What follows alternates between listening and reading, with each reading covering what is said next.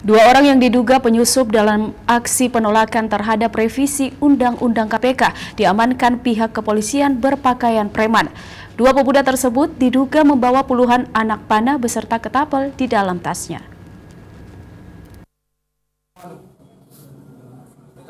Dua pemuda diamankan di pos Satpol PP kantor Gubernur Sulsel karena diduga membawa senjata tajam jenis busur. Pemuda tersebut ditangkap sebagai penyusup yang ingin sengaja mengacaukan aksi demonstrasi. Menurut Kanit Respolsek Panakukang Andri Kurniawan, kedua pemuda tersebut ditangkap karena berpura-pura bergabung sebagai mahasiswa. Setelah dicurigai oleh Satpol PP, keduanya kemudian diperiksa dan alhasil di dalam tasnya terdapat ketapel dan anak panah. Awalnya kami mendapat informasi dari rekan kami Satpol PP yang dimana terdapat